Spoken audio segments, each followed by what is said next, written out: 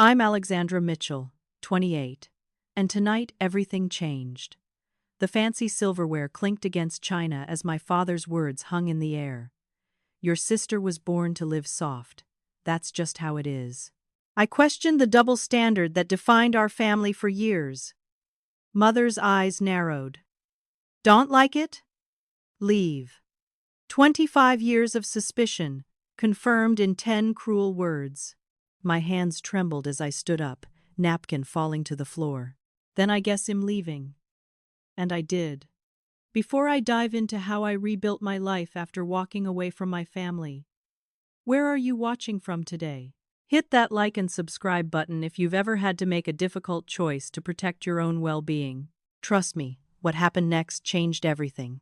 Growing up in our stately colonial in Boston's affluent Beacon Hill neighborhood, the disparities between how my sister Cassandra and I were treated weren't immediately obvious to outsiders. Our family portrait on the mantel showed 4 smiling faces, the perfect upper-middle-class American family. Dad worked as a senior investment banker, Mom managed several family properties, and Cassandra and I attended prestigious private schools. But beneath this polished veneer lay a troubling pattern. When Cassandra wanted new clothes for the season, shopping bags would appear without question. I learned early to expect her hand-me-downs, even though at only 4 years younger, she quickly outgrew me in height. Alex doesn't care about fashion anyway. Mom would explain when I showed interest in something new. She's practical. This became the justification for countless inequities. I was practical, independent, resilient, all code for doesn't need attention or resources. School achievements highlighted the imbalance most painfully. I consistently earned top grades, captained the debate team, and won regional academic competitions. My parents rarely attended these events. "We know you'll do fine without us," Dad would say with a dismissive wave. Meanwhile, they never missed Cassandra's dance recitals or theater performances, despite her middling talents and frequent complaints about her instructors. "You're being petty." My mother scolded when I once pointed out that they'd missed my Science Olympiad state finals to watch Cassandra's ballet class, not even a performance, just a regular Tuesday class. "Your sister needs our encouragement." "You're naturally confident." Family vacations became another battlefield. Despite my fascination with history and architecture, we never visited museums or historical sites I researched and suggested. Instead, our destinations centered around beaches and resorts where Cassandra could relax properly. When I asked about visiting the Smithsonian during our DC trip, Dad scoffed, "Don't be selfish, Alex. Cassandra gets anxious in crowded museums." The pattern continued through my teen years. I worked part-time at the local bookstore to save for college while maintaining perfect grades. Cassandra received a monthly allowance larger than my paychecks simply for existing. "Your sister has different needs," became the mantra when I questioned the disparity. The defining moment came during my high school graduation. As valedictorian, I would deliver the commencement speech I'd worked on for weeks. The night before, Mom announced they wouldn't attend. Cassandra's dance studio had scheduled a last-minute recital. "But it's my graduation," I said, voice cracking with disbelief. "You'll be fine, Alexandra," Dad replied. "Your Aunt Rachel will record it. Cassandra needs us there. She's nervous about her solo." I delivered my speech to a cheering audience, scanning the crowd for my absent parents, while Aunt Rachel sat front row, tears of pride streaming down her face. She hugged me afterward, whispering, "I'm so proud of you. They don't know what they're missing." That night, Aunt Rachel took me to dinner while my parents celebrated Cassandra's performance. Over pasta, she gently acknowledged what I'd suspected for years. "Your parents. They have a blind spot when it comes to you and your sister. It's not fair, and it's not your fault." Rachel became my confidant, the only adult who validated my experiences instead of gaslighting me. Without her, I might have continued believing something was fundamentally wrong with me rather than with my parents' approach to parenting. She helped me see that being self-sufficient wasn't a flaw. It was a strength it developed out of necessity. By graduation, it accepted my place in the family hierarchy. I didn't expect fairness anymore. I packed for college knowing I was effectively on my own, armed with scholarships, student loans, and the resilience forged through years of emotional neglect. Little did I know, the disparities would only grow more pronounced in the years ahead. Stanford University represented freedom. 2,900 miles from Boston, I could finally build an identity separate from being Cassandra's practical sister. I juggled classes with 3 part-time jobs, morning shifts at the campus coffee shop, weekend tutoring, and evening admin work at the business department. My parents contributed nothing to my education, despite their considerable means. Meanwhile, Cassandra enrolled at NYU, where our parents covered her full tuition, a luxury apartment in Greenwich Village, and a generous monthly stipend. During our occasional phone calls, Mom detailed the expensive furniture they'd purchased for Cassandra's apartment and how they flew out monthly to take her to Broadway shows and Michelin-starred restaurants. "How are your studies going?" she would ask as an afterthought. "Great. I made Dean's List again." I'd reply, not mentioning the exhaustion from working 30 hours weekly while maintaining a 3.9 gigapascals. "That's nice, dear. Did I tell you Cassandra's thinking about studying abroad in Paris next semester? We're so excited for her opportunity." The contrast became impossible to ignore when I came home for Christmas sophomore year. The tree surrounded by presents featured a disproportionate number for Cassandra, including keys to a new BMW to help her get around the city, despite New York's extensive public transportation. My gifts consisted of practical items, socks, a planner, and a coffee shop gift card that wouldn't cover a week of caffeine. I met Thomas Wright during junior year in my business ethics class. Thoughtful and perceptive, he noticed things about me others missed. After several study sessions turned into dinner dates, we became inseparable. 3 months into our relationship, he joined me for Easter weekend in Boston. The visit proved illuminating. Thomas observed my parents' behavior with fresh eyes, noting how they interrupted me constantly while hanging on Cassandra's every word about her latest passion project, jewelry design, which had replaced photography, which had replaced fashion, marketing, all within the past year. "Do they always treat you like you're invisible?" Thomas asked later that night. "What do you mean?" I deflected, though my stomach tightened. "Alex, they asked you one question all night, about your class schedule, then talked over you before you finished answering. Meanwhile, they spent 45 minutes discussing the artistic merits of your sister's beaded necklaces." His observation breached the defensive wall I'd built. For the first time, I admitted aloud, "It's always been this way. I'm the responsible one who doesn't need attention. Cassandra's the fragile flower requiring constant nurturing." Senior year brought the next major confrontation. I'd secured an interview with a prestigious consulting firm visiting campus, potentially solving my post-graduation plans. The interview fell on the same weekend as Cassandra's art show featuring her newest passion, abstract painting. My parents pressured me to skip my interview to attend. This interview could determine my entire career. I explained during our heated phone call. "Family comes first, Alexandra," Dad lectured. "Your sister needs our support. She's really invested in this art show. Like she was invested in jewelry design, and photography, and fashion." I couldn't help replying. The silence that followed felt weaponized. "Finally," Dad said coldly, "you've always been jealous of your sister's creative talents. I didn't attend the art show. I aced the interview and received the job offer. My parents didn't congratulate me." The most shocking disparity emerged during graduation season. I completed my business administration degree with honors, having worked throughout college while maintaining top grades. Cassandra had switched majors 3 times and would need a 5th year to graduate. 2 weeks before commencement, I discovered through Aunt Rachel that my parents had co-signed a $75,000 loan for Cassandra's latest venture, opening a boutique in Soho, selling artisanal lifestyle goods. This revelation came after they'd claimed financial hardship when I'd asked for help with a $3,000 security deposit on my first apartment. I confronted them during my graduation weekend, which they attended grudgingly, complaining about having to leave Cassandra at a crucial business development stage. "You could co-sign a massive loan for Cassandra's 4th failed project, but you couldn't help me with basic living expenses while I worked through college," I demanded in our hotel room. "Your sister isn't like you, Alexandra." my father explained condescendingly. She needs financial support to find her path.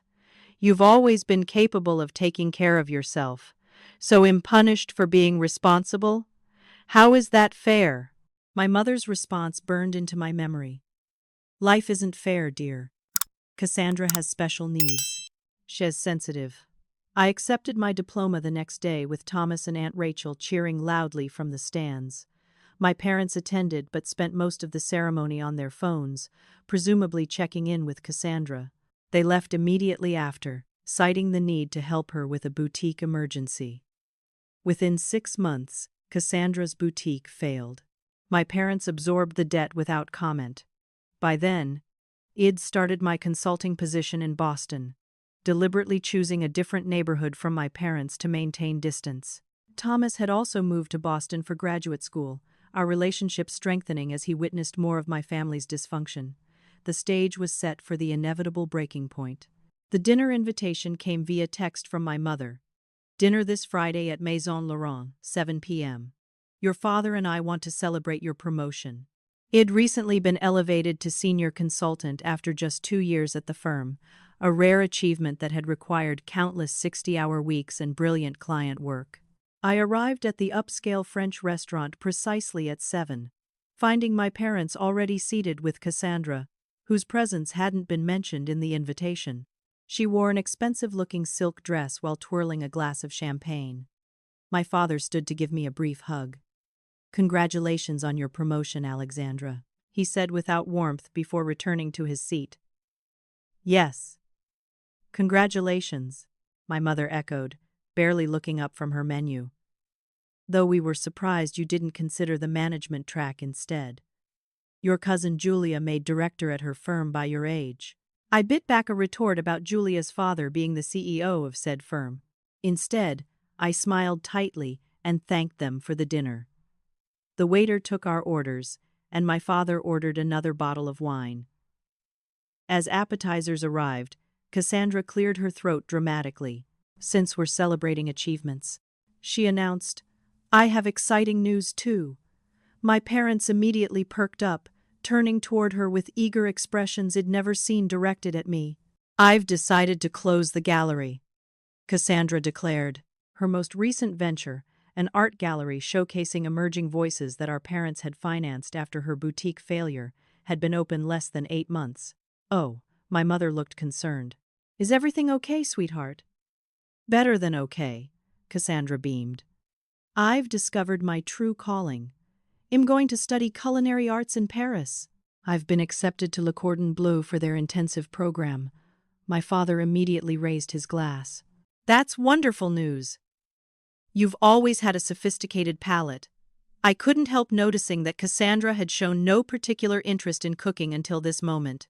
Meanwhile, my parents had completely shifted focus from my career achievement, the supposed reason for this dinner, to Cassandra's 5th career change in 3 years. "The program costs how much?" my mother was asking. Not with concern, but with checkbook readiness. 70,000 euros for the full program, plus living expenses in Paris, Cassandra replied casually. "I'll need about 120,000 total for the year." My father nodded thoughtfully. "Well, need to liquidate some investments, but it's doable. When do you need the first payment?" Something inside me snapped. Years of swallowed resentment bubbled to the surface. "Are you serious right now?" I asked quietly.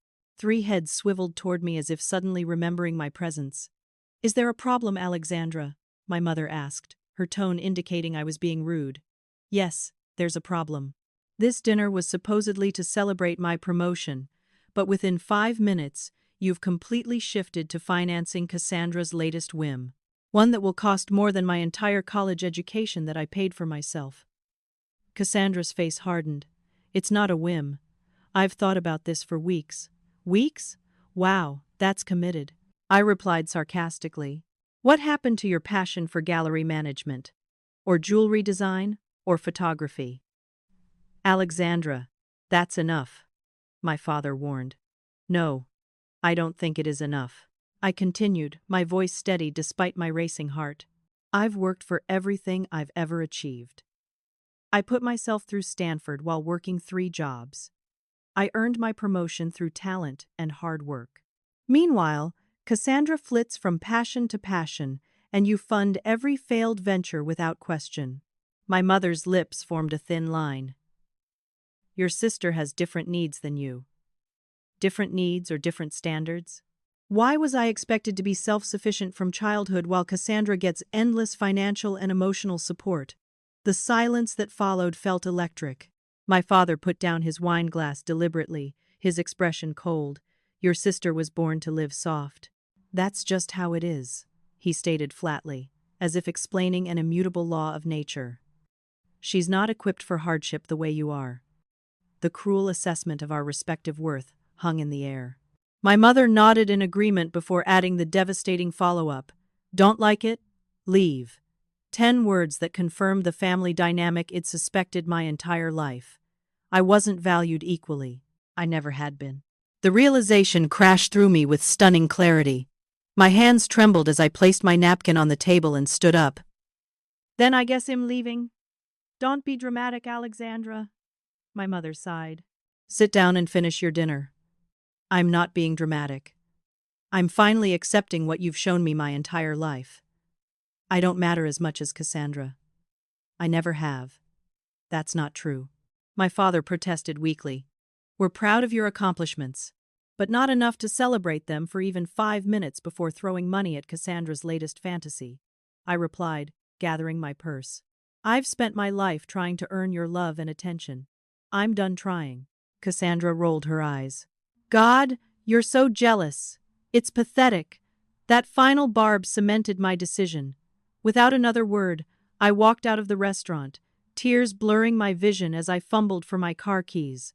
Behind me, I heard my mother huff, "Shell, get over it." She always does. But this time was different. This time, I wouldn't get over it or come back pretending everything was fine. The drive home passed in a haze of pain and clarity, culminating in a late-night call to the one person who had always seen me. Aunt Rachel? It happened. I barely remember the drive back to my apartment. Muscle memory guided me through Boston's streets while my mind replayed the dinner scene on endless loop. My father's words, "Your sister was born to live soft," carried an underlying message too painful to process, and you were born to struggle. My phone buzzed incessantly with texts as I climbed the stairs to my third-floor apartment. Thomas called as I unlocked the door. "Hey, how was the celebration dinner?" he asked cheerfully. I couldn't hold back the tears any longer. Between sobs, I recounted the evening's events. "I'm coming over," he said immediately. "Give me 20 minutes. While waiting for Thomas, I checked my messages. Multiple texts from my parents. "Mom, you're overreacting as usual. Come back to the restaurant." "Dad, your behavior was embarrassing. We expect an apology." "Mom, we raised you better than this dramatic display." Cassandra had also texted, "Thanks for ruining my announcement dinner with your jealousy issues." Each message confirmed I'd made the right decision in walking out. None expressed concern for my feelings or acknowledged how hurtful their words had been. Instead, they reinforced the expectation that I should accept my lesser status in the family without complaint. Thomas arrived bearing ice cream and fierce loyalty. "They actually said that? About her being born to live soft. What does that even mean?" "It means she deserves comfort and protection while I'm expected to fend for myself," I explained, spooning mint chocolate chip directly from the container. "It means I was born to be the responsible one who doesn't need support or recognition." That's messed up, Alex. Seriously messed up. His validation helped anchor me. For years, I'd questioned whether I was overreacting or misinterpreting my family's treatment. Having an outside perspective confirmed what my gut had always known. "What do you want to do?" Thomas asked gently. The question hung in the air as I considered my options. Continue the cycle of hurt and disappointment? Make another futile attempt to earn equal standing in my family? Or make a clean break? "I think I need to completely separate myself from them," I said finally. "No more holidays, no more forced family dinners, no more pretending we're something we're not." The decision brought immediate relief, like setting down a burden I'd carried for decades. My parents called the next morning. I let it go to voicemail, not ready to hear more gaslighting. Dad's message struck the expected tone. Your mother and I are disappointed in your childish behavior. Cassandra is very upset. Call us when you're ready to apologize. No acknowledgement of their role. No recognition of the pain their words had caused, just the familiar expectation that I would eventually fall back in line. That afternoon, I called my company's HR department to inquire about transfer opportunities. I'm actually looking to relocate, I explained, preferably somewhere on the West Coast. Interesting timing, the HR director replied. Our Seattle office is expanding their consulting division. They're looking for experienced hires. Would you be interested? Seattle. 3,000 miles from Boston. The distance felt symbolic and necessary. Yes, I'm very interested. The next week passed in a blur of logistics. I scheduled a video interview with Nathan Brooks, the Seattle office director, who seemed impressed by my client portfolio and eager to have me join his team. We can fast-track this transfer if you're ready to move quickly, he offered. Meanwhile, my parents continued their campaign of texts and calls, each message more manipulative than the last. Your sister is having anxiety attacks because of your behavior, my mother claimed.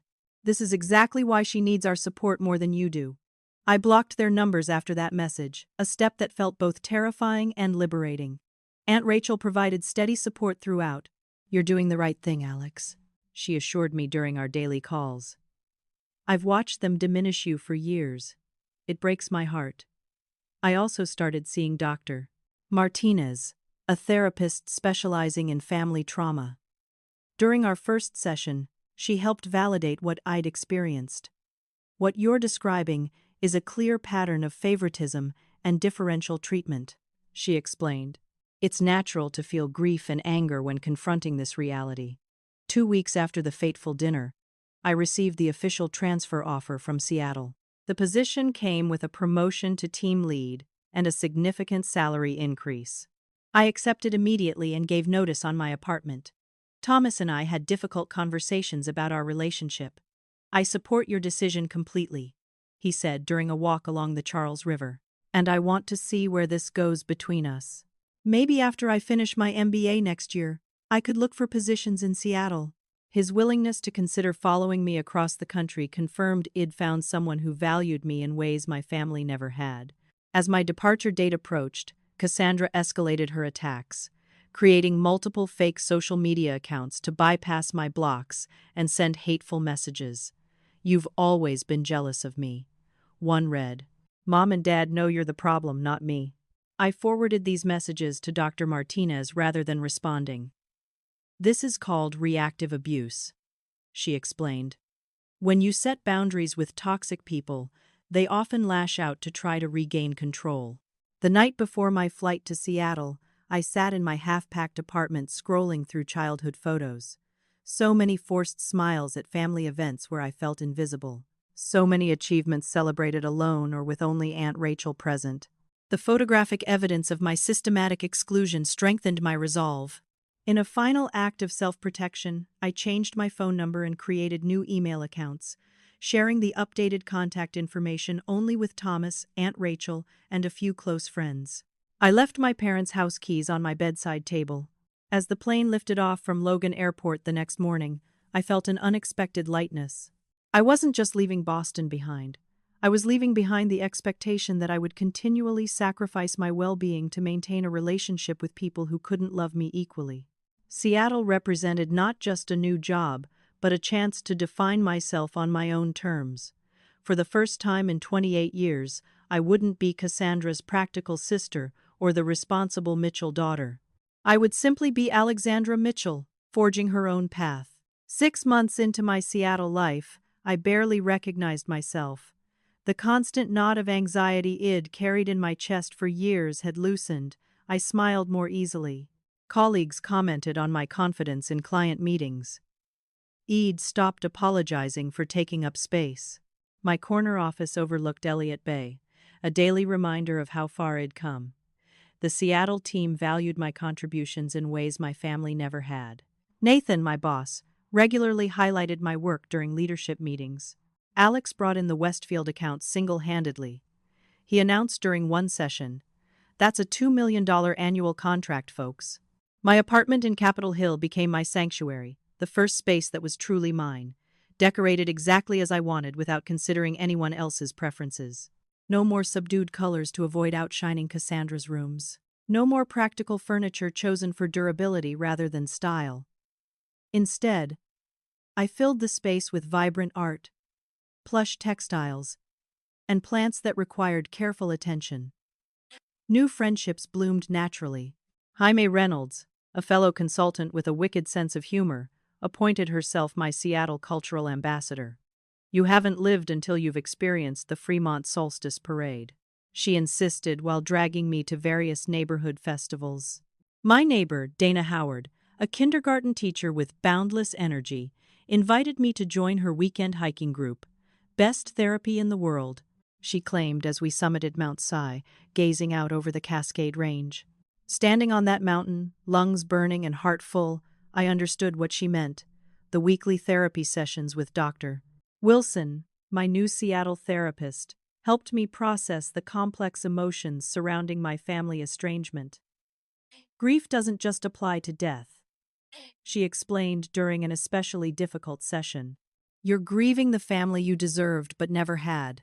Those words resonated deeply. I wasn't just angry about the dinner confrontation. I was mourning decades of emotional neglect and unequal treatment. Thanksgiving arrived, my first major holiday alone. Several colleagues invited me to join their family celebrations, but I declined, needing to sit with the discomfort rather than avoid it. Instead, I volunteered at a downtown shelter serving meals, finding unexpected healing in helping others who also lacked traditional family support. That evening, I video called Thomas, who was visiting his parents in Chicago. "I miss you," he said simply. "I miss you too. How's the dissertation coming?" "Slowly. But I submitted applications to 3 consulting firms in Seattle yesterday." His commitment to our future together warmed me more than the mulled cider I'd made to mark the holiday. December brought Aunt Rachel to Seattle for a week-long visit. She arrived bearing several boxes of my childhood possessions shed rescued from my parents' house. "Your mother was talking about donating your things since you abandoned them," Rachel explained as we unpacked photo albums, academic awards, and the stuffed elephant that had been my childhood confidant. I couldn't let that happen. Rachel's visit provided both comfort and insight. Over dinner at a waterfront restaurant, she shared family history I'd never known. "Your parents did the same thing to me," she revealed, swirling her wine thoughtfully. "I was the responsible one while your Uncle Robert could do no wrong. Their parents established that pattern, and they're repeating it with you and Cassandra. So it's generational," I murmured.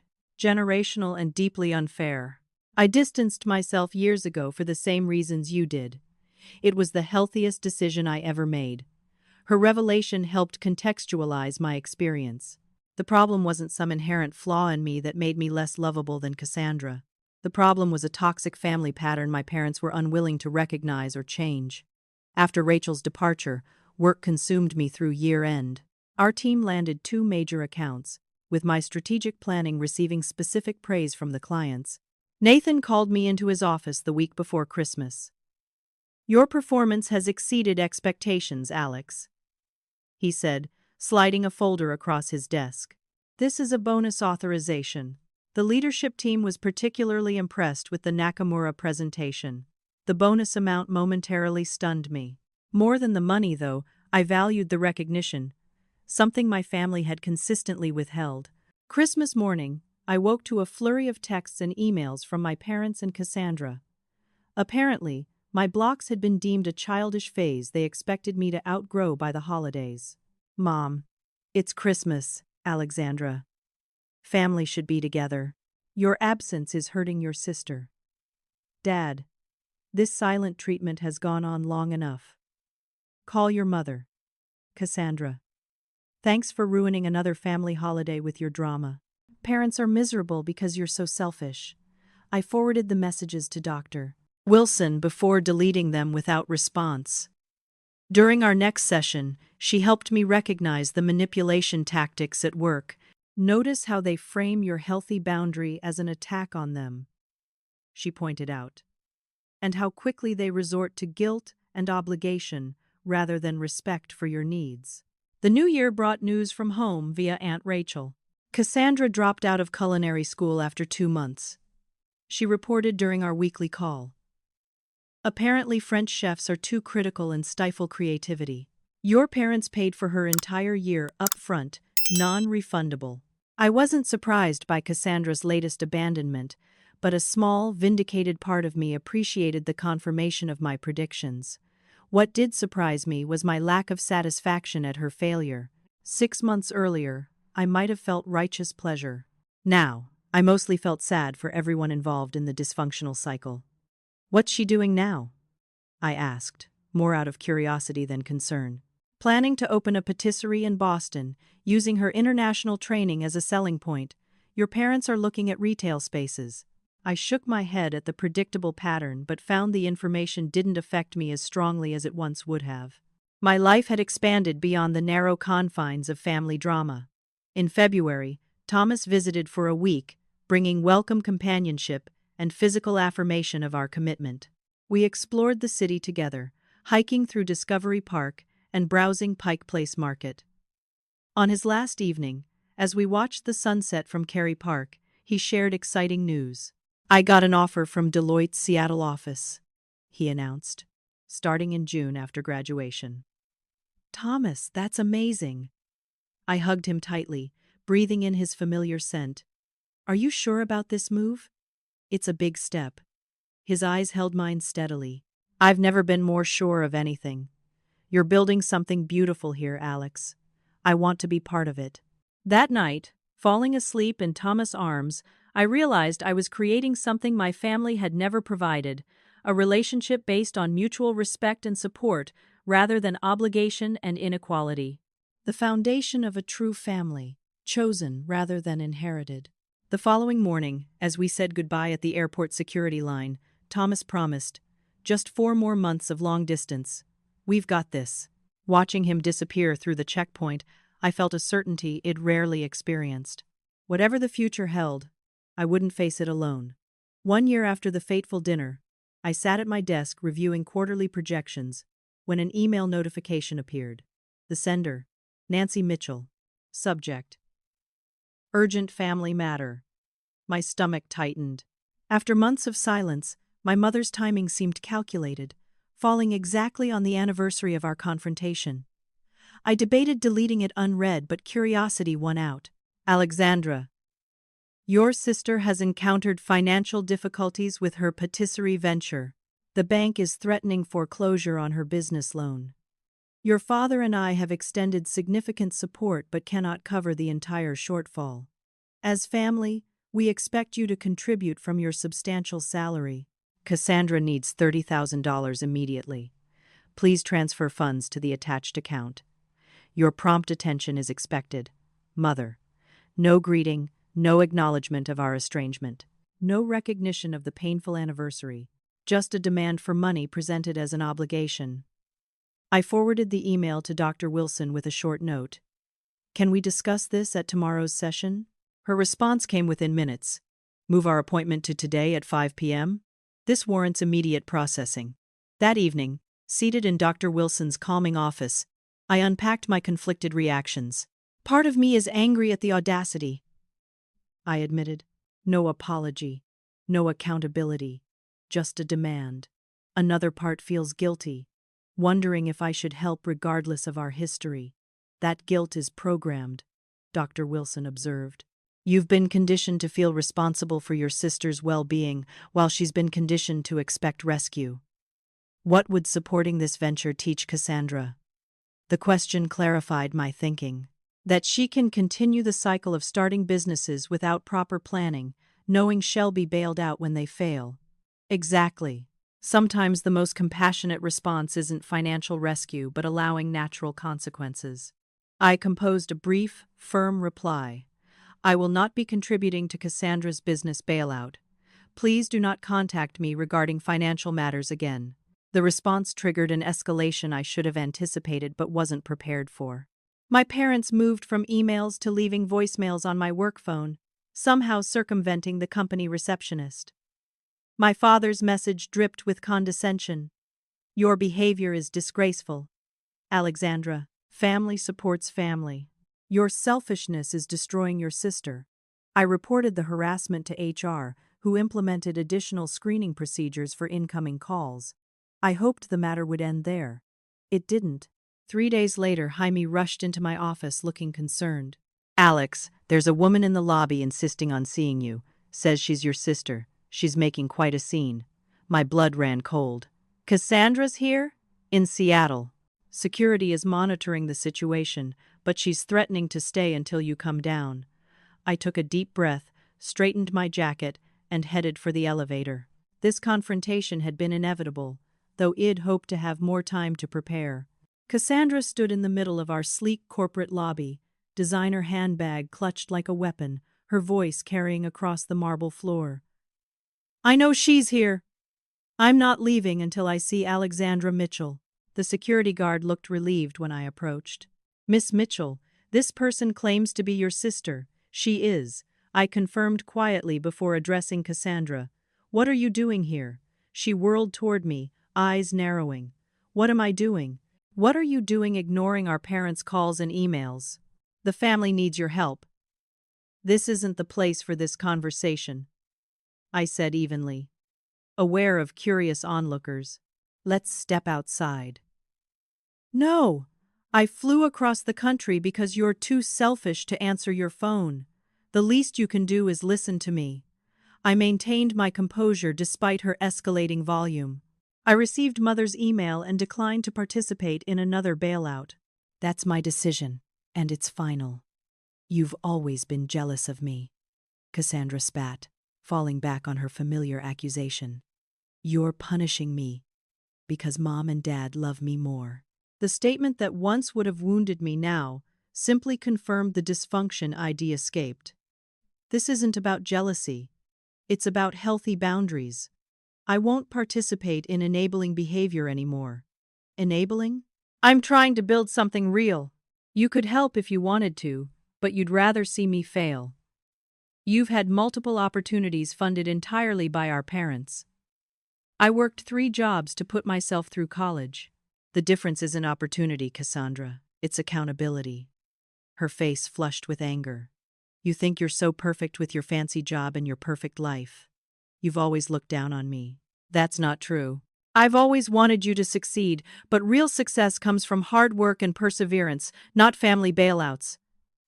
You owe us, she shouted, drawing more attention from employees entering the lobby. After everything Mom and Dad did for you. That claim, so detached from reality, finally broke my professional demeanor. What exactly did they do for me, Cassandra? They missed my graduation to attend your dance recital. They refused to help with my college expenses while paying for your apartment and tuition. They've consistently prioritized your needs and wants over mine my entire life. That's because I needed their support. You were always so independent. I was independent because I had to be. They gave me no choice. Security stepped closer as our voices rose. Cassandra heard him and grabbed my arm. Don't you dare! I'm family. You can't shut me out. Please remove my sister from the building, I instructed calmly, disengaging from her grip. Cassandra, don't contact me at work again. You're choosing your job over your family, she demanded incredulously. I'm choosing my well-being over a dysfunctional dynamic that hurts everyone involved. Security gently but firmly guided her toward the exit. This isn't over, Alexandra, she called over her shoulder. You'll regret turning your back on family. I returned to my office shaking, finding Jaime and Nathan waiting with concerned expressions. Are you okay? Jaime asked, handing me a glass of water. I will be, I replied, gratefully accepting the drink. I'm sorry for the disruption. Nathan shook his head. You have nothing to apologize for. Family situations can be complicated. Take the rest of the day if you need it. His understanding, so different from my parents' demanding expectations. That evening, I received supportive calls from both Thomas and Aunt Rachel, who'd heard about the confrontation from my mother's angry social media posts, portraying me as a villain who abandoned the family. You held your boundary with dignity, Thomas assured me. I'm proud of you. She flew across the country to publicly ambush you, Rachel noted with disapproval. That speaks volumes about their desperation to regain control. The confrontation pushed me to take steps I'd previously hesitated on. The next day, I consulted a lawyer about obtaining a no-contact order. Based on this pattern of escalation, you have grounds for legal protection, the attorney advised. Workplace harassment crosses a serious line. Filing the paperwork felt simultaneously extreme and necessary. The court granted a temporary order prohibiting Cassandra from contacting me at work or appearing at my office. When my parents learned of the legal action, they sent a scathing email calling me heartless and legally attacking your own sister. I forwarded it to my lawyer without response. Dr. Wilson helped me process the complicated emotions surrounding the confrontation. You maintained your boundary without cruelty, she observed during our session. That shows tremendous growth. A year ago, you might have either given in to avoid conflict or responded with matching hostility. I felt strangely calm during most of it, I admitted, like I was watching someone else's family drama. That's emotional distance, she explained. It doesn't mean you don't care. It means you're no longer enmeshed in their dysfunction. It's healthy progress. The incident clarified something important. My family would never recognize or respect my boundaries voluntarily. They would continue attempting to pull me back into old patterns unless I established firm, enforceable limits. The no-contact order represented not cruelty but necessary self-protection. In the aftermath, I threw myself into work and strengthening my chosen relationships. The family I was building in Seattle, Thomas, who would arrive permanently in 2 months, friends like Jaime and Dana, mentors like Nathan, provided the genuine support and respect my biological family had withheld. The legal boundary worked. Cassandra and my parents retreated to passive-aggressive social media posts rather than direct contact. I blocked their accounts and focused on my expanding life beyond their limited vision of me. Your sister was born to live soft, my father had declared at that fateful dinner. What he failed to understand was that his definition of soft, dependent, entitled, repeatedly rescued, wasn't a kindness but a disservice. True strength comes from resilience built through overcoming challenges, not from being sheltered from consequences. The irony wasn't lost on me. In trying to protect Cassandra from hardship, they'd prevented her from developing the very skills she needed for genuine success. And in forcing me to be self-sufficient, they'd unintentionally given me the tools to build a fulfilling life without them. 2 years after walking away from my parents' dinner table, my life had transformed beyond recognition. The Seattle office had promoted me to senior management, overseeing a team of 12 consultants. My leadership style, characterized by fairness and clear recognition of achievements, earned loyalty from my staff and praise from executive leadership. The Mitchell team consistently outperforms projections, Nathan noted during my performance review. You've created a culture where people feel valued and motivated. Id made a conscious effort to build the supportive environment Id always craved, celebrating team members' successes and providing genuine mentorship. Breaking the cycle meant not just healing myself, but creating spaces where others could thrive. Thomas had integrated seamlessly into Seattle life. After completing his MBA, his position at Deloitte provided challenging work he enjoyed, and Wed moved into a spacious apartment in Queen Anne with views of the Space Needle. Weekend mornings found us exploring farmers markets or hiking nearby trails, building traditions that centered on mutual interests rather than obligation. I love how we decide together what matters to us, Thomas remarked one Sunday as we prepared dinner in our kitchen. My parents never asked what I wanted for holidays or traditions.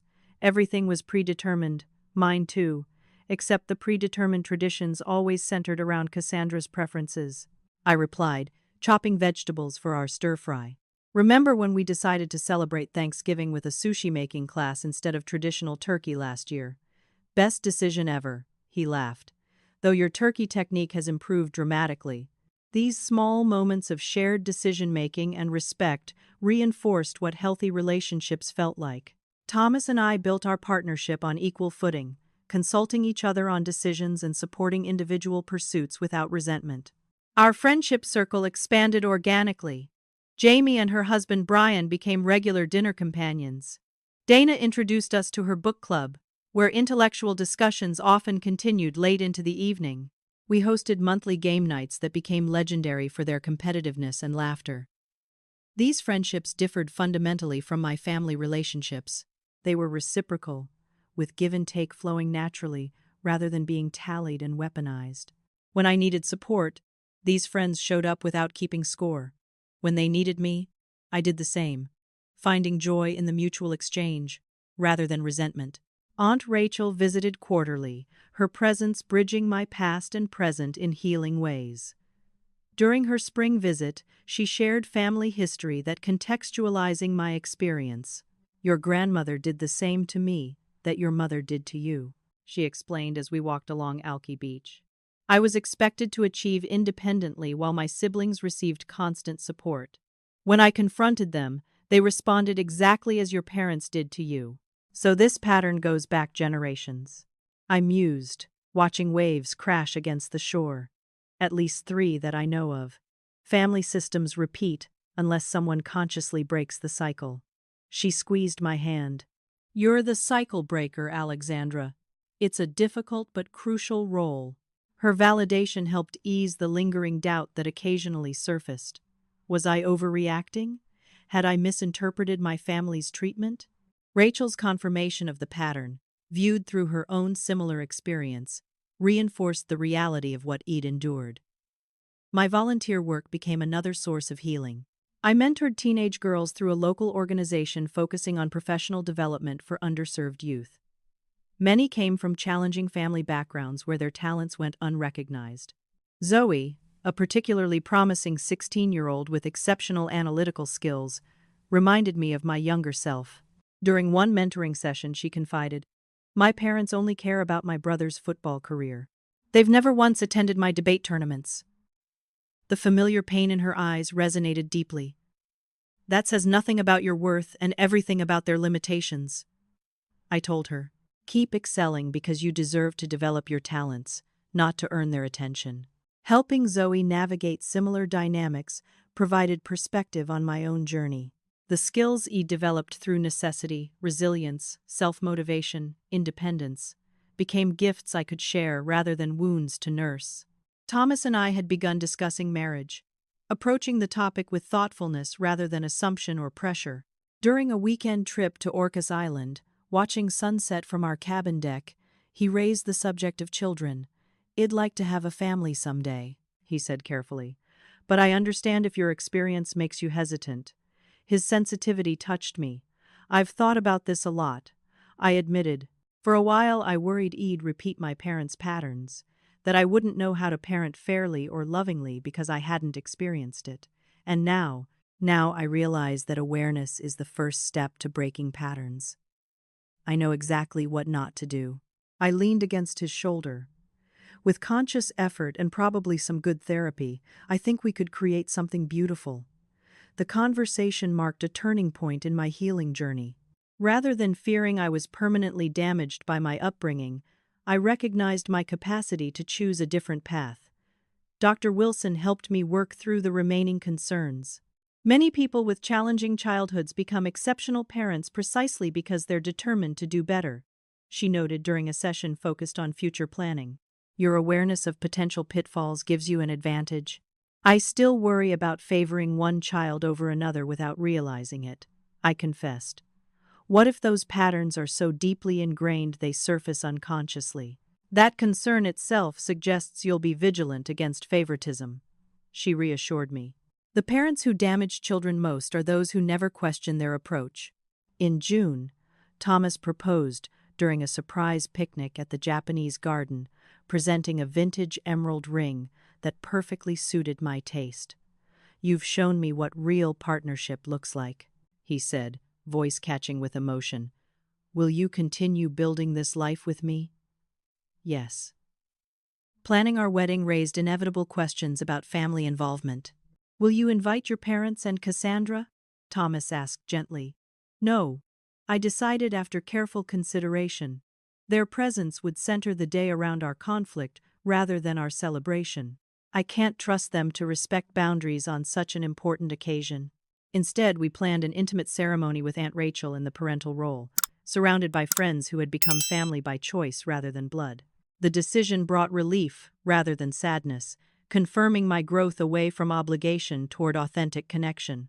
As our wedding date approached, I received an unexpected email from my father. The first contact in nearly a year, the message carried a different tone than previous communications. Alexandra, I've been reflecting on our family dynamics since your departure. While I don't agree with all your characterizations, I recognize there were inequities in how your mother and I approached parenting you and your sister.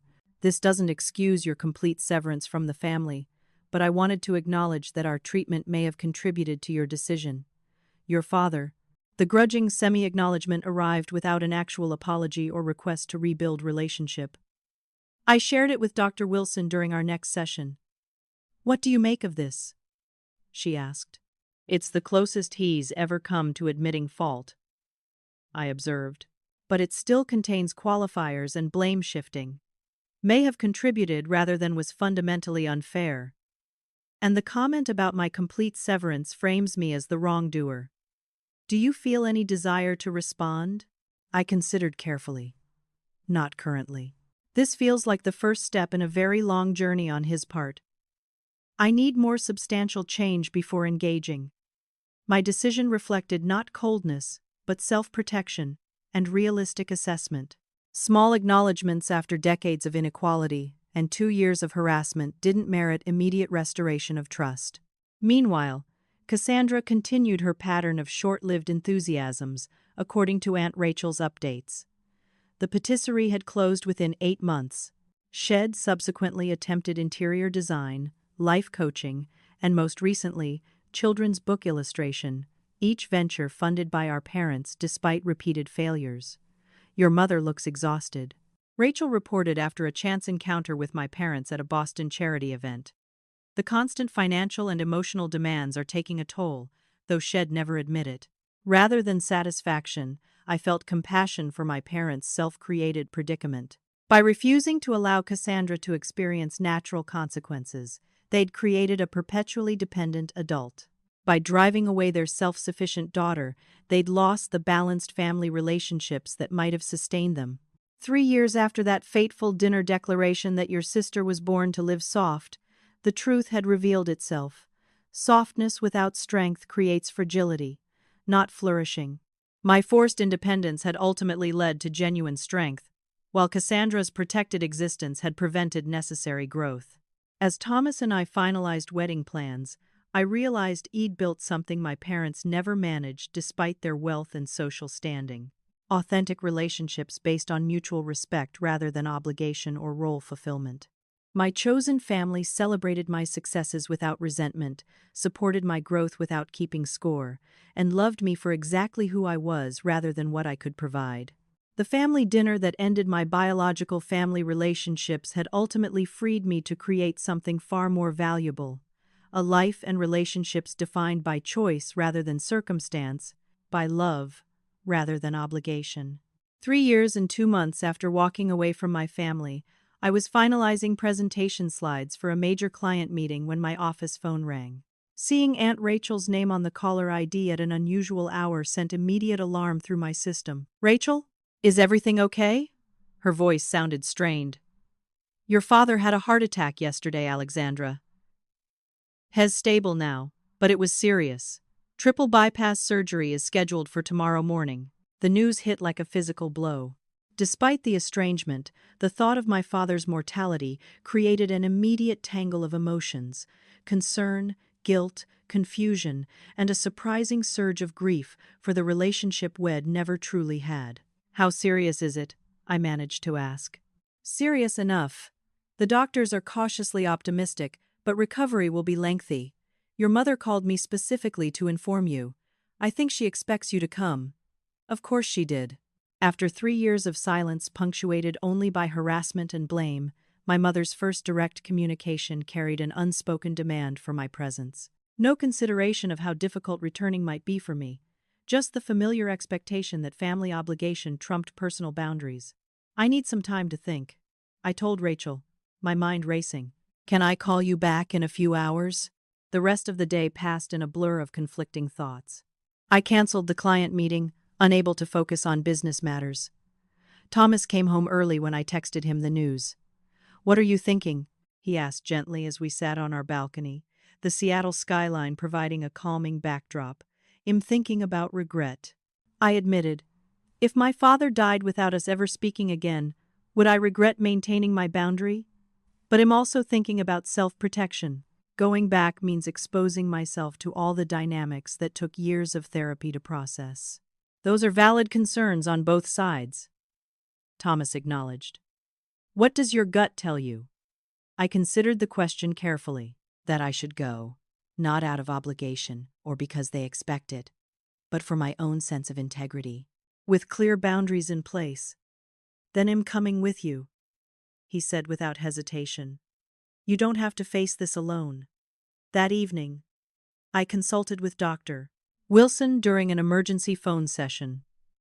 "Visiting your father doesn't mean abandoning your boundaries," she advised. "You can show compassion while still protecting yourself from toxic dynamics." We developed a specific plan. I would visit briefly with Thomas as support. We would stay in a hotel rather than my parents' home. I would limit hospital visits to short durations and leave if the environment became manipulative or hostile. Most importantly, I would maintain emotional distance, present physically while remaining aware that one health crisis didn't erase years of damaging behavior. The next morning, we booked flights to Boston. I took a week's leave from work, though I hoped our stay would be shorter.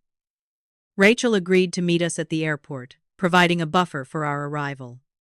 The flight across the country gave me time to prepare mentally. I reviewed journal entries from the early days after my departure, reminding myself of the pain that had necessitated the separation. I reread notes from therapy sessions about recognizing manipulation tactics and maintaining healthy detachment. By the time we landed in Boston, I felt centered and clear about my boundaries. Rachel's warm hug at the terminal provided immediate comfort. "You're doing a brave thing," she murmured. "Remember, you can leave any time." The hospital corridor leading to the cardiac unit seemed endless. Thomas squeezed my hand reassuringly as we approached the waiting area where my mother and Cassandra sat, both looking strained and tired. Neither had seen me in over 3 years. My mother noticed me first, her expression cycling rapidly through surprise, relief, and something like defensiveness. "Alexandra," she said, rising stiffly. "You came." "I did," I replied simply. "How is he?" "The surgery went well. Hess in recovery now." Her gaze shifted to Thomas. "Who is this?" "My fiancé, Thomas Wilson." "Thomas. This is Nancy Mitchell and my sister Cassandra." Cassandra gave a curt nod without standing. The dark circles under her eyes suggested she'd been at the hospital for hours. "When can we see him?" I asked, keeping the conversation focused on the reason for our presence. "Family can visit for 5 minutes each hour. The next window is in 20 minutes. The emphasis on family carried a pointed reminder that despite my appearance, I remained an outsider in her view. I let it pass without comment. Cassandra scrolled through her phone while my mother studied me with undisguised assessment, noting my tailored suit and confident posture. Thomas maintained a supportive presence beside me, his hand resting protectively against my back. When the nurse announced we could briefly visit, my mother and Cassandra went first.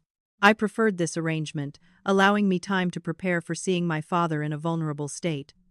15 minutes later, I entered the recovery room alone, having asked Thomas to wait outside. The sight of my father, always a commanding presence in my childhood, now diminished by tubes and monitors, created a wave of complex emotions. Richard Mitchell looked older than his 65 years, his face ashen against the white hospital linens. His eyes opened as I approached the bed, widening slightly in recognition. "Alexandra," he said, voice barely above a whisper. "You're here." "I am." I stood at a slight distance from the bed, maintaining both physical and emotional space. "The doctors say the surgery went well." He nodded weakly. "Didn't expect to see you." "I didn't expect to come," I admitted honestly. A moment of silence stretched between us, filled with the beeping of monitors and the weight of unspoken history. "Your mother says you're engaged," he finally said.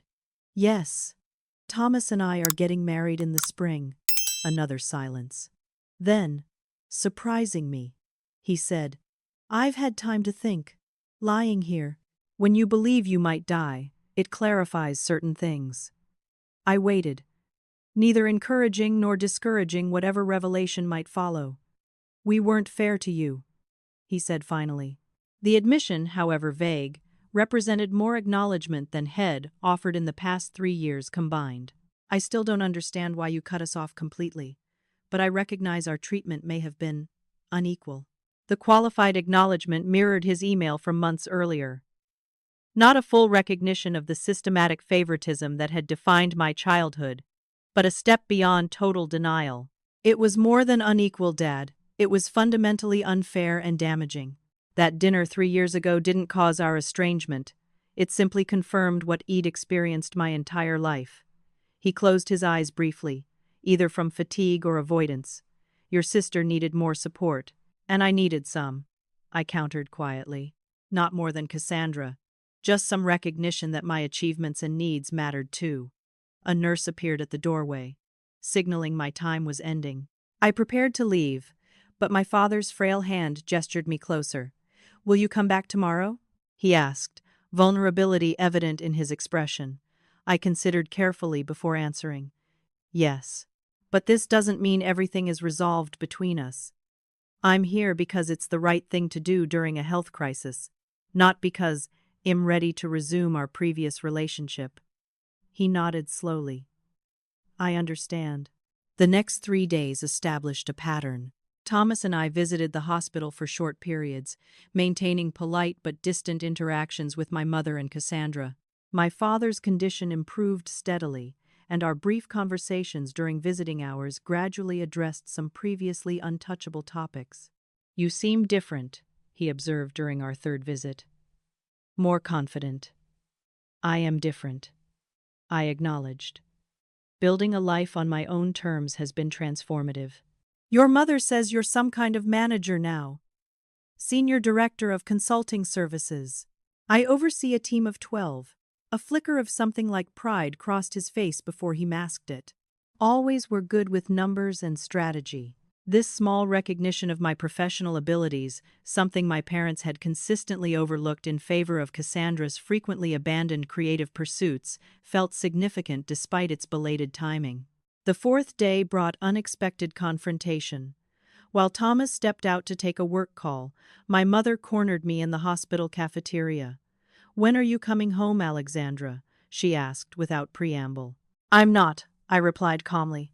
"My home is in Seattle now." Her lips thinned with disapproval. "Your father's recovery will take months. He'll need family support. Cassandra can't handle everything alone."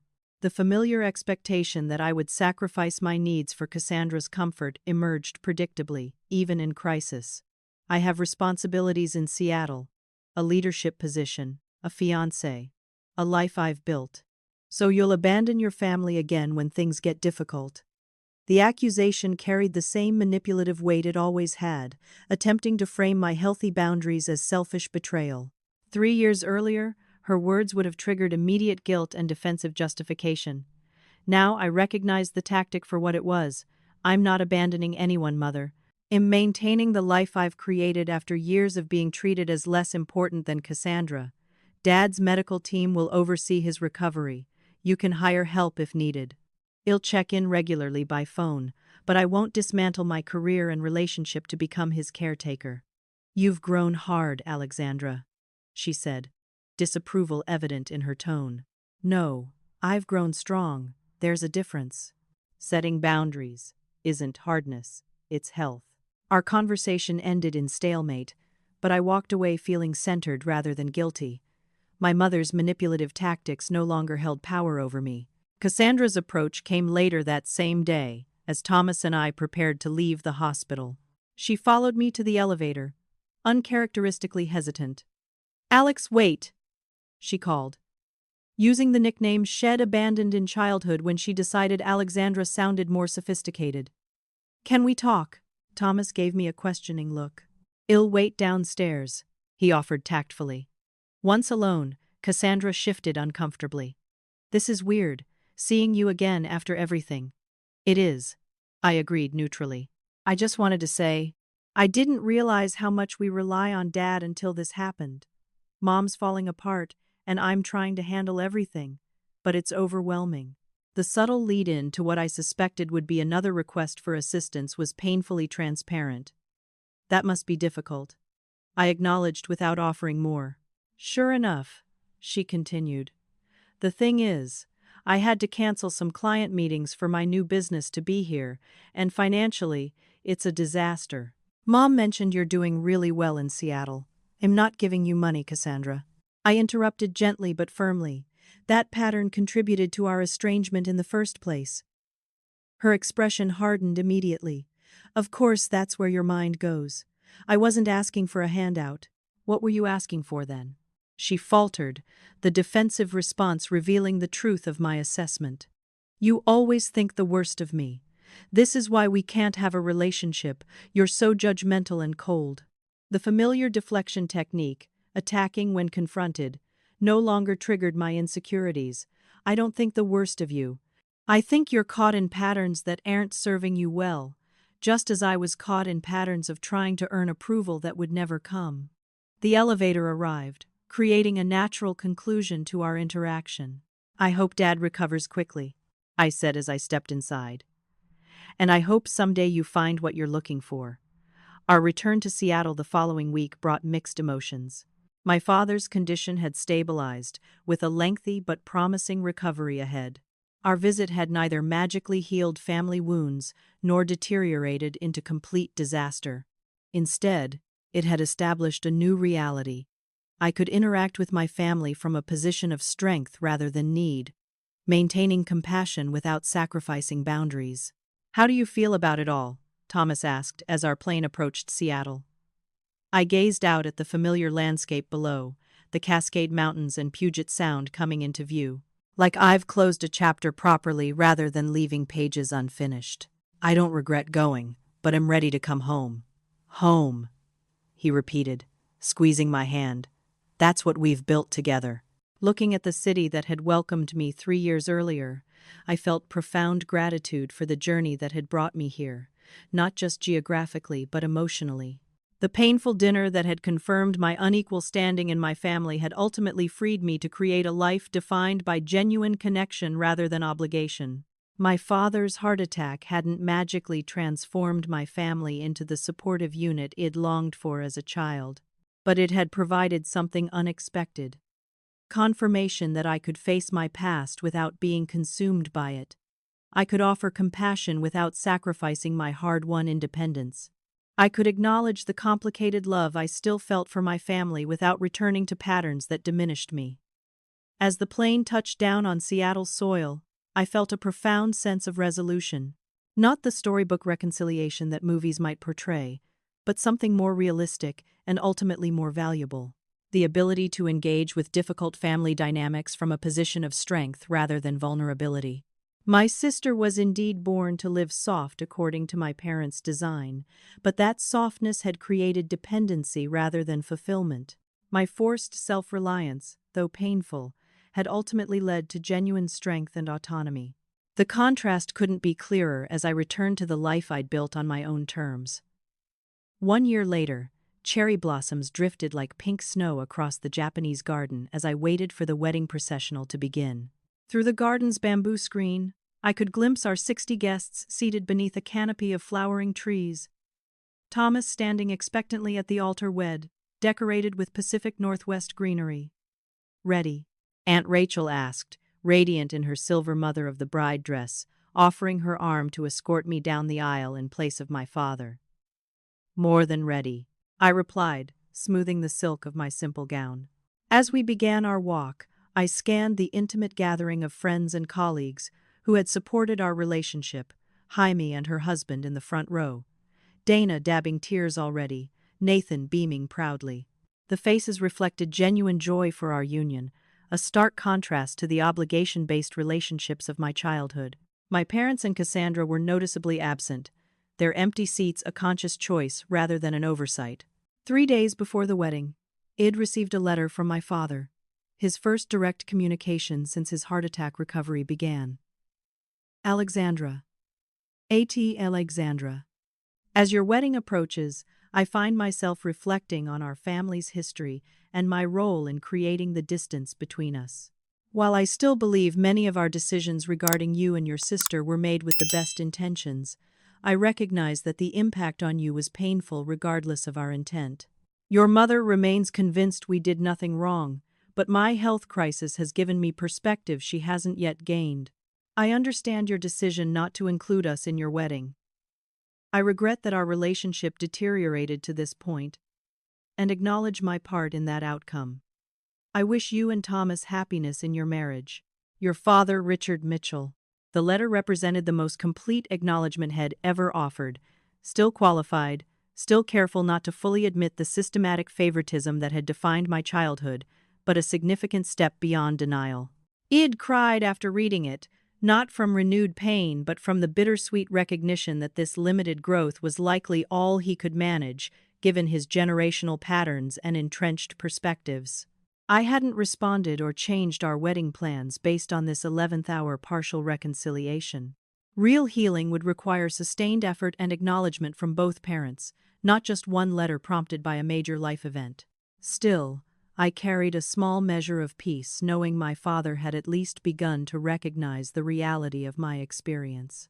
As Rachel and I reached the altar, Thomas' eyes shimmered with emotion. "You look beautiful," he whispered as I took his hand. The ceremony celebrated not just our love but the intentional life we'd built together.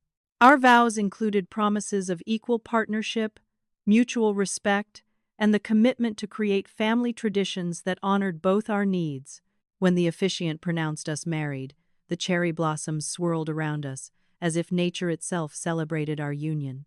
During the reception, Jaime clinked her glass for a toast. "To Alex and Thomas," she began, raising her champagne, "who showed me what real partnership looks like. May you continue building your beautiful life together on the foundation of respect and equality you've already established." As evening fell and fairy lights illuminated the garden, Thomas and I swayed to our first dance as husband and wife. "Happy?" he asked, his arms secure around my waist. "Completely," I answered truthfully. I never imagined family could feel this good. Later that night in our hotel suite, I checked my phone to find an unexpected email from my father. "Congratulations on your wedding day. Aunt Rachel sent photos. You looked radiant with genuine happiness, something I recognize now was often missing in our home. Your mother and I approached parenthood with rigid ideas about our daughter's roles and needs. We failed to see you as individuals rather than extensions of our expectations. This doesn't excuse our behavior but perhaps explains it. I'm attempting to understand where we went wrong. Wishing you and Thomas a marriage built on better principles than those we demonstrated. Dad." The message brought fresh tears, not the anguished ones of my childhood when recognition was desperately needed but never came, but gentler tears of acknowledgement for the painful journey that had led to my current happiness. My father's limited but genuine growth didn't erase the past, but it offered a glimmer of what might have been had my parents approached parenthood differently. In the months following our wedding, Thomas and I settled into married life with comfortable ease, our relationship strengthened by the intentional foundation we'd built. We purchased our first home, a craftsman bungalow with a garden where I planted cherry trees reminiscent of our wedding venue. My professional life continued flourishing. The promotion to partner came earlier than expected, making me one of the youngest in the firm's history to achieve that milestone. Your ability to build genuine connection with clients while maintaining clear boundaries has distinguished your work, the managing director noted during the announcement. Cassandra's life followed its established pattern, according to Aunt Rachel's occasional updates. Her latest venture, a wellness coaching business promising transformative life balance, had launched with predictable fanfare and parental investment. My mother remained steadfastly committed to supporting these endeavors regardless of their viability, though my father had begun setting more limits on financial involvement since his health crisis. "Your father's heart attack changed him," Rachel observed during one of our regular video calls. "He's more reflective, less willing to indulge Cassandra's constant demands. It's causing significant tension with your mother. Is Cassandra adapting to the new boundaries? I asked. Rachel's expression answered before her words did. Not well. She still expects unlimited support without corresponding effort or results. The pattern is deeply ingrained. I felt genuine sadness for my sister, trapped in a cycle that prevented necessary growth. My parents' well-intentioned but misguided approach to protecting her had created prolonged dependence rather than flourishing. The soft life they'd cultivated for her had ironically resulted in fragility rather than strength. My work with Dr. Wilson gradually shifted from healing past wounds to building future resilience. Our final regular session marked a significant milestone in my journey. When you first came to me 3 years ago, you were processing acute trauma from that dinner confrontation, she noted as we concluded our therapeutic relationship. Now you're operating from a place of genuine strength. You've not only healed but transformed your understanding of family. I used to think forgiveness meant reconciliation. I reflected. Now I understand it's really about releasing the expectation that the past could have been different. I've forgiven my parents not for their sake but for my own freedom. That's profound wisdom, she affirmed. You've completed the difficult work of accepting your family's limitations without being defined by them. As Thomas and I began discussing starting our own family, I approached the possibility with both excitement and thoughtful intention rather than fear. I want to create something entirely different from what I experienced. I told him during a weekend away planning our future. Not perfect, that's impossible, but consciously balanced. We will, he promised. We're already breaking patterns just by discussing these concerns openly. Life presented an unexpected opportunity for direct application of these principles when Megan, a 22-year-old intern at my firm, sought my advice regarding her own family situation. My parents always favored my brother, she confided during a mentoring lunch. They paid for his college entirely while telling me to take out loans because girls don't need as much education. Now they're pressuring me to move back home to help care for my grandparents while my brother pursues his career uninterrupted. The familiar dynamic resonated deeply.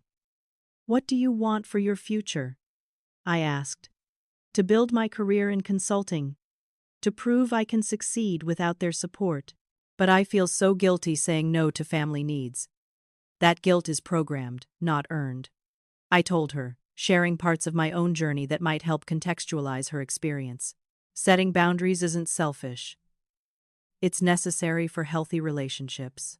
As I offered Megan the validation and perspective I'd longed for at her age, I recognized the full-circle nature of healing. The painful patterns that had driven me from my family of origin had ultimately equipped me to help others navigate similar dynamics. My forced independence had become genuine strength I could now share. That evening, reflecting on our conversation, I realized how profoundly my life had changed since that fateful dinner 3 years earlier. My parents' declaration that your sister was born to live soft and subsequent ultimatum to leave if you don't like it had intended to force my compliance with an unfair family system. Instead, their words had ultimately freed me to create the balanced, respectful relationships I'd always craved but never experienced within my family of origin. The dinner that ended my biological family relationships had ultimately enabled me to build a chosen family defined by mutual respect rather than obligation, by genuine support rather than conditional approval. What my parents had intended as punishment, exclusion from the family system unless I accepted my lesser status, had become the catalyst for genuine happiness and fulfillment. Life contains these strange ironies. Sometimes our greatest wounds lead to our most profound healing. Sometimes walking away from toxic relationships creates space for healthy ones to flourish. Sometimes, the words intended to control us ultimately free us from constraints we didn't even recognize. My sister was indeed born to live soft according to my parents' design, but their definition of softness created dependency rather than strength, fragility rather than resilience. My forced independence, though painful, had ultimately led to genuine autonomy and fulfillment. The contrast couldn't be clearer as I surveyed the beautiful life I'd built from the ashes of family dysfunction. I didn't regret leaving that dinner table 3 years ago. I only wished I'd recognized sooner that sometimes walking away is the bravest, healthiest choice we can make, not an abandonment of family, but an affirmation of our own worth when others cannot or will not recognize it. What about you? Have you ever had to make a difficult choice to protect your well-being, even when others labeled you selfish for doing so? Or perhaps you're facing that decision right now, torn between family obligation and self-respect? I'd love to hear your experiences in the comments below. Remember that setting healthy boundaries isn't selfish, it's necessary for genuine relationships to flourish. If this story resonated with you, please like, subscribe, and share with someone who might need to hear this message today. You are worthy of relationships that celebrate rather than diminish you. Thank you for joining me on this journey from pain to healing, and I wish you strength in creating your own path forward.